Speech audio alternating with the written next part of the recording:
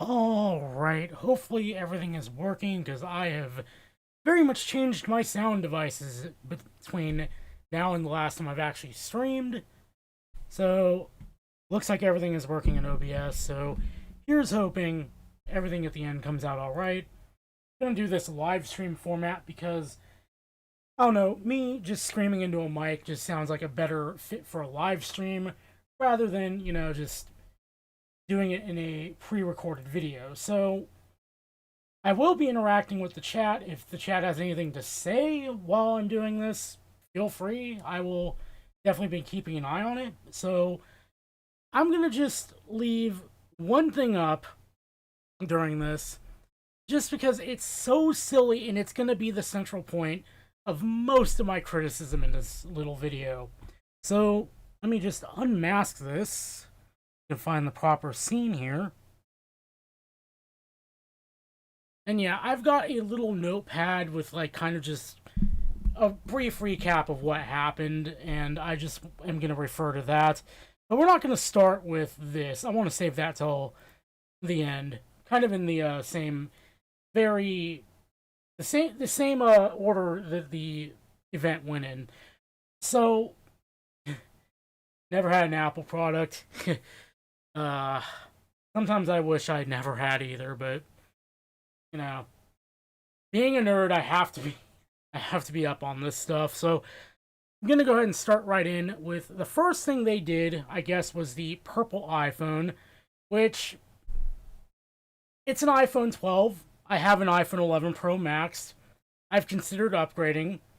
The iPhone 12 has been kind of it's a thing that I've been considering mostly because while I did sleep on 5G before, I'm kind of okay with it now because my opinion is that 5G is okay in congested areas, so to speak. If you're in a good LTE area, 5G really has dubious benefit. It's not worth it because it's just like it's slightly faster than LTE. But if you're in a congested area where LTE is struggling really badly, 5G is a godsend. It's really good. So it's a thing that I've been considering doing. And the purple iPhone, that's a color I actually like. So if I were to upgrade, maybe I would buy it over blue. But blue is pretty good, and I really want the blue one. So who knows? If I do upgrade, I may just wait for the 13 at this point. It all depends on when T-Mobile brings 5G to my house. That said, let's go on to Apple TV Plus. Do not give a crap. I have a Netflix subscription, yes, but I barely use it. Mostly it's used by other members of the house, but not me. So Apple TV, the new Apple TV 4K. Now that's pretty cool. And I would love one if I didn't already own a Shield TV Pro. It's pretty cool. I mean, I appreciate the sacrifice that people made in the last month because I know a handful of people on r/Apple actually like got and bought the 4K like between the last month and now. So we appreciate their sacrifice. I'm on 4G in UK. I get minimum 20 all day. Yeah, I wish. Just for shits and giggles, I'm gonna do a speed test right now and turn off Wi-Fi. I get like 2 bars of LTE in my house, and I'm willing to bet it's going to fail. No, it's actually gonna go. Shocker. Yeah, I'm pulling about 1 megabit right now. So I would really benefit from 5G here, which is why my opinion on it is kind of flipped. So funny. I just wish if I only got 20 megabits, I would be plenty happy with that. It's stable. So moving along, I mean, the new Apple TV is great, I guess. I don't really have many thoughts on it. It's the A12 is an interesting choice, though. I'm surprised they didn't go with an A13 or A14 for the price they're asking. Specifically, I'm very impressed they did not go with an A13, considering that's what's in the iPhone SE. But who knows? There may be a reason for that. What am I paying for that? $50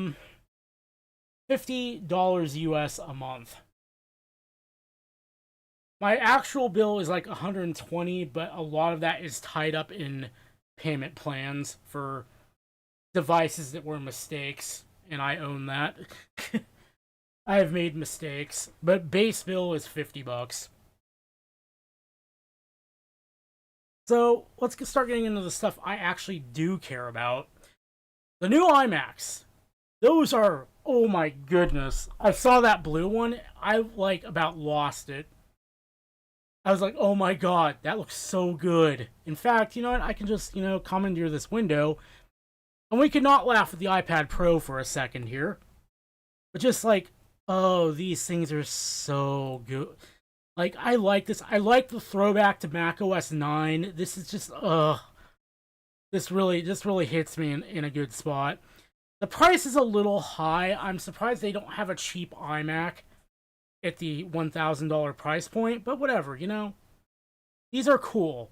I like these. Orange is an interesting color. That's an interesting color for an iMac, but we have blue, green, pink. Pink, I rate that, as I do. Oh, that's yellow. It looks orange to me on my monitor, but whatever. Nope, there's orange. Never mind. I honestly would buy the purple over. I don't know. The purple looks more blue to me, but no, never mind. I'm looking at this now, but yeah, it's just like I really like the look of this. It also looks like they just put a big iPad on this thing. But going down a little bit, while we have this here, they got rid of the standard IEC connector, which is kind of a bad thing in my opinion, but it's whatever. They brought back MagSafe for the iMac, and I thought that was pretty interesting. Pretty neat little connector they got going there. But what I also think was interesting is if they show it off here, yeah, color matched cable, interesting. Magnetic, very interesting. I like that. But they do not mention it here. I mean, do they not? Do they really not? Okay, so they don't mention it here, so I'm going to go back up here. What's cool is they threw a bone to us who like having our networks hardwired, and they gave us a Ethernet port on the power brick. That is very awesome. And I do love that they kind of threw those of us like me a bone where it's like we don't want to deal with Wi-Fi if we can avoid it. Very nice gesture on Apple's part.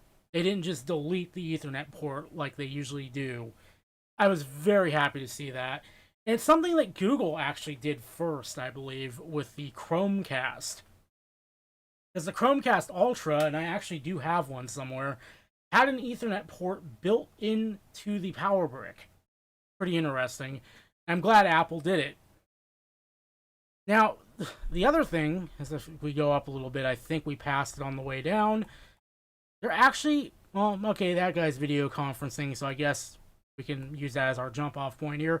They're finally giving us a 1080p webcam. Holy crap.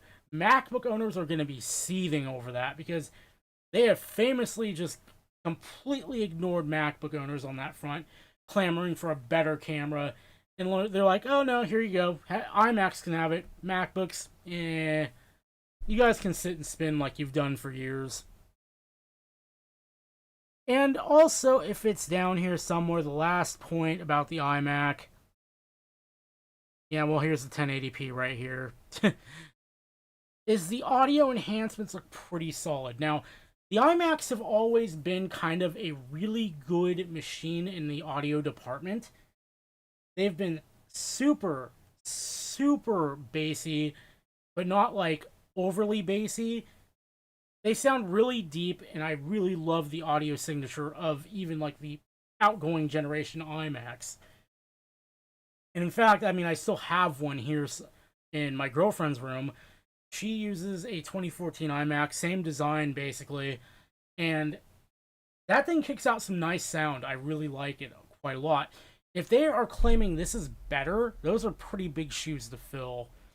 The mics, I'm not so sure about. I haven't used them on the iMac. But if they're as good as they are on the MacBook, that's pretty good. That's really good. So, the iMac, I am very... Like, I do believe them when they say they've got this down. M1 and Big Sur, this is all stuff we already have, whatever. So let's get to the beef, the meat and potatoes of this video. Or this stream, gonna be turned into a video. Let's talk about the mockery that is the iPad Pro. Alright, so I'm actually going to open a new tab here with the Mac. And let's look at the MacBook Air. Let's buy the MacBook Air. So the value proposition of the iPad Pro has always been a little bit dubious. The reasoning is because you have the $800 11-inch model, which has a worse screen than you'll get on this MacBook Air. Or you can get the 13-inch, which has an equivalent screen, but matches it in price. Now, the reason I say the iPad Pro has a dubious value here is because I know a lot of people would either, to make it a more productivity-centric device, they are going to buy a keyboard cover for it. Usually the Apple one. We're talking about a matched price here with just the iPad by itself. So you're way over a MacBook Air and into MacBook Pro territory if you take a 12-inch iPad or 13-inch iPad with a keyboard cover. Slightly ridiculous. And by slightly, I mean very. I'm trying to be generous here. And you get 2 gigs more RAM on the M1 MacBook Air. You get more base storage. And you get a keyboard and trackpad standard. You don't have to spring for extra on that front. So, again, value is really dubious. And if you go over here, you get double the storage for the price you're going to be paying for the iPad Pro with keyboard cover. So, you get more for your money if you buy a MacBook. Now, the reason why somebody would buy an iPad Pro, I do get there are people who need what it offers with regards to something like the Apple Pencil, or they want something like a Surface. Okay, but for just sheer productivity, I feel like the MacBook Air is going to be the best option because you get the keyboard, you get more RAM, more storage, baseline, you get more everything, and you get Mac OS. That's the other big thing. Mac OS is a full desktop operating system, and yes, it's on the M1. It's a little bit neutered on the M1, but it's still infinitely more powerful than iOS. And I know Apple tries to call it iPad OS to try and say it's not like iOS, man. It's different. No, that doesn't work. It's still iOS with all of the iOS limitations. So for sheer productivity, again, just buy one of these and take it with an education discount if you want, because like it's a full $100 off. If you do an education discount on an iPad, even with the, I believe, new ones, you're only saving $50. So the gap narrows if you take it with an education discount. So it's ridiculous. And with this new announcement, Apple just made it worse. So first off, the elephant in the room here is where's the iPad mini or the regular iPad? They just kind of are just put on cruise control right now, I guess. They're not getting any kind of update. They're still sitting on the very same CPUs they had before. So that kind of sucks. People were waiting for a new iPad mini. Not getting it, I guess. But I already addressed, I'm kind of going down my notes here. We already addressed the value. But the new features do not address the problem of the value. They do not address the fact that it's like, why would you buy this over a MacBook unless you really needed something the iPad Pro offers? That's my whole question going into this, and Apple completely failed to answer it. And in fact, they made it a worse recommendation with the price increase on the 13-inch iPad Pro. They didn't even give the 11-inch iPad any of the display enhancements. They're really trying to upcharge you for the display enhancements, which is just rich. Why would you? I'm just shaking my head over here because every time I look at this, I'm just like, why? Why would you do this? Seriously, if you're gonna buy an iPad Pro and a keyboard cover, just buy a MacBook. Like, it's gonna be more versatile. And really, the M1... Okay, let's step back a little bit, because this is another point I touched on in my notes that I forgot to mention. If we go back a couple years and we change the timeline to where the M1 was never invented, the iPad Pro then makes a lot more sense, because it is a workstation-ish iPad that can last all day.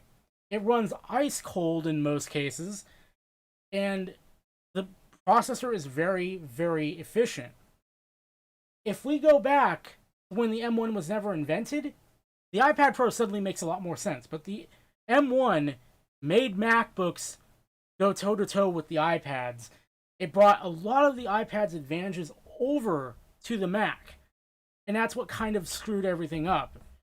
Like, the dynamic got really messed up when Apple brought forth the M1. Because it's like, I need something that's going to last me all day. I don't have to worry about being tethered to a wall. Usually that means buy an iPad, because they last forever. But now it's like, I can buy an M1 MacBook and get the very same, like, all-day battery life and equivalent performance without having to worry about my damn MacBook sounding like a wind tunnel. So, the M1 was really the best and worst thing to happen to the iPad in this case. The worst because it kind of relegated it to, you know, the down market parts, or the down market, I'm trying to think of the word, I can't English right now, but it really kind of pushed the iPad further down market, because the Air and below, those are still good iPads for the money, I feel. But the iPad Pro just, for what it brings to the table, it's really not worth it unless, again, you need one of the features it has, and you need it really badly. So the other fun thing they announced alongside the iPad Pro is that it's getting Thunderbolt 4, and maybe there'll be a use case for that sometime. I don't know, but Thunderbolt 4 for an iPad feels really overkill for what it is. So, I don't know.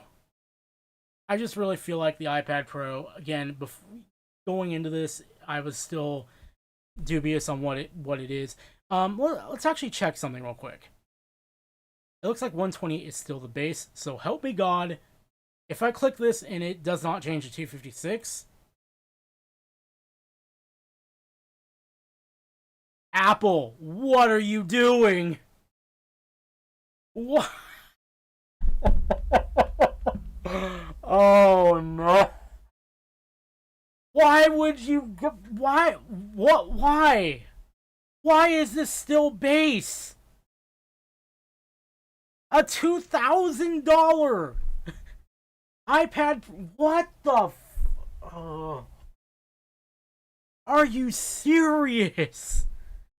Like, 256 should be the base for something this expensive. Not 128. Oh,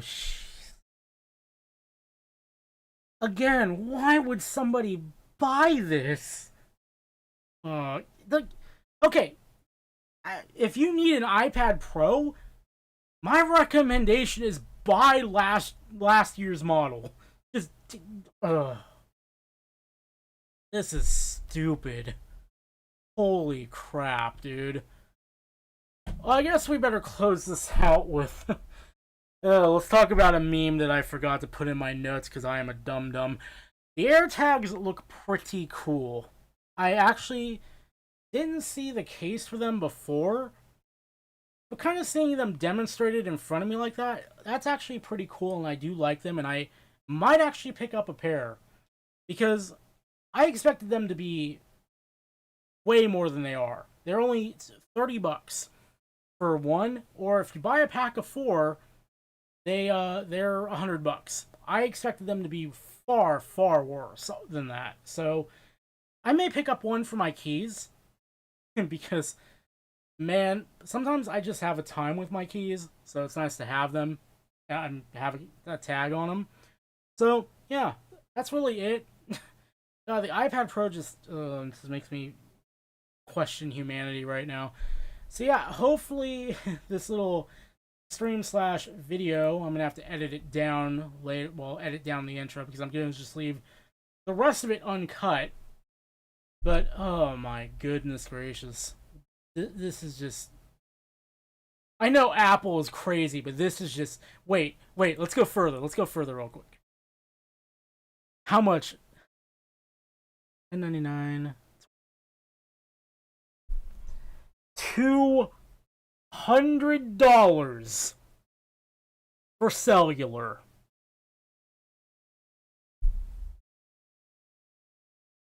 I am gonna just do a quick sanity check here.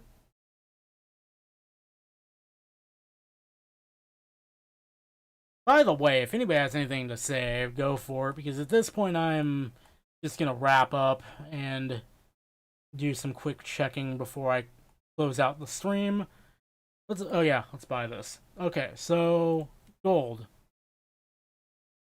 64. So $130 to go from Wi-Fi to Wi-Fi cellular. Not bad. It's a bit expensive, but not bad compared to the iPad Pro. Let's view pricing again. That is just pure insanity. Let's see. Let's go over, well, I guess while we're here, let's go over some specs. So,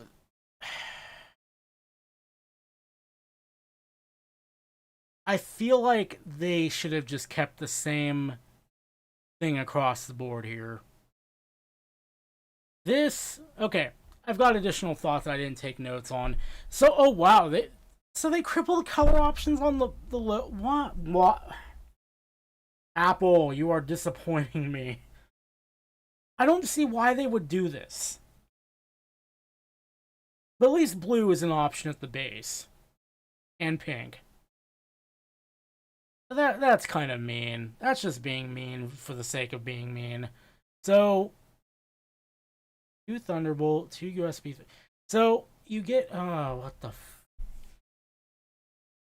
Alright, so you get 2 Thunderbolt, USB 4, blah, blah, blah, blah.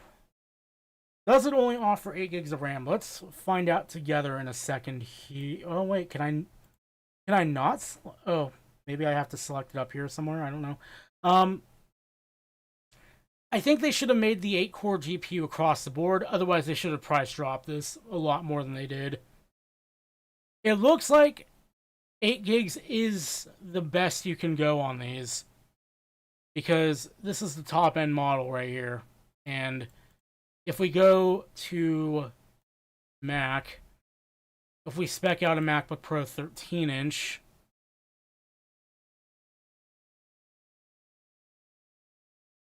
do they? Oh, no, they still sell the Intel ones. Interesting. But yeah, if we go for the... Oh, no, we have to actually BTO it here, too. Never mind. It won't let me select it, so I can't see, but I think someone on Twitter said that it does top out at 8. Which, if that's true, that's a massive oversight. You should be able to BTO these for 16. Odd they will not let me select it, though, because I would like to config one of these just to see if that's a thing. But if they're going to ship this with the GIMP M1, this should be a lower price. Like $11.99 maybe. Like, Apple doesn't have an option. They needed a desktop at the $1,000 mark. Not the Mac Mini. The Mac Mini does not count for that. Okay, I want to do one more thing. I meant to do this before, but I completely messed up. Do they not have this on the education store?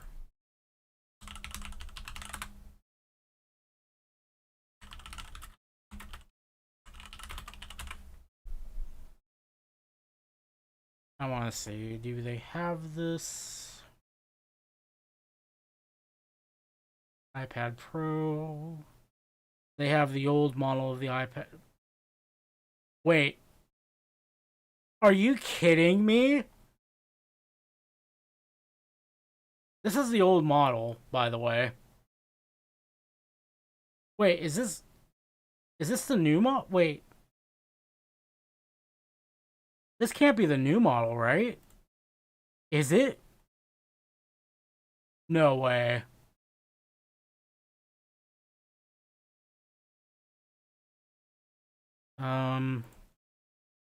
Here. This is the new model.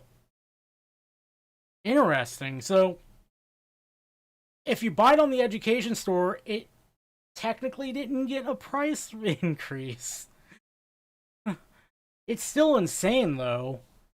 But Apple actually gives you the $100 off when you buy it on the education store. That's actually somewhat cool. Because with the old iPad Pro, you only got $50 off. And in fact, if you go and try and buy the original iPad or the 11-inch iPad Pro, you only get $50 off the price. So that's actually pretty neat. Okay. Let's see, is this still insane? Yes, it is.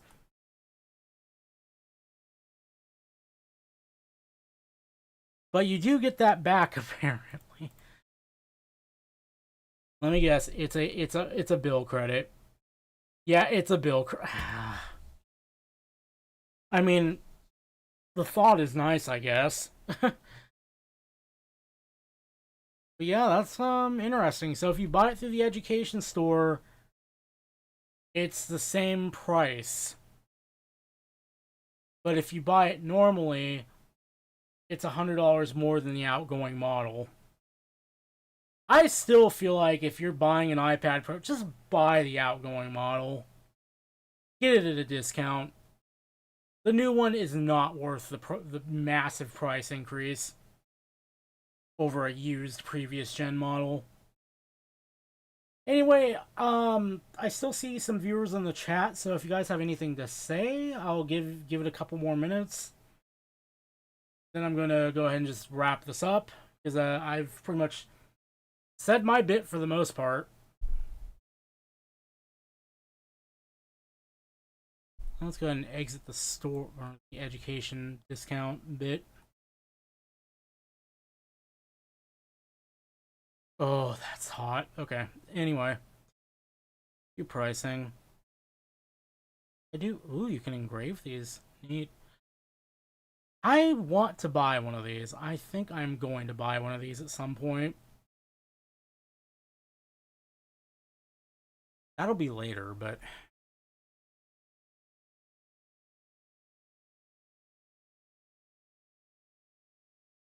I'll laugh if you can actually like these on the Apple Card.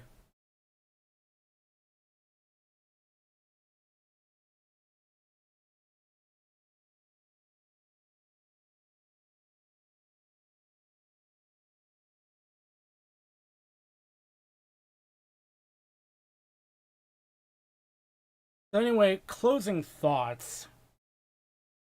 The event was pretty good. Save the iPad Pro. If you take the iPad Pro out of the equation, pretty cool event.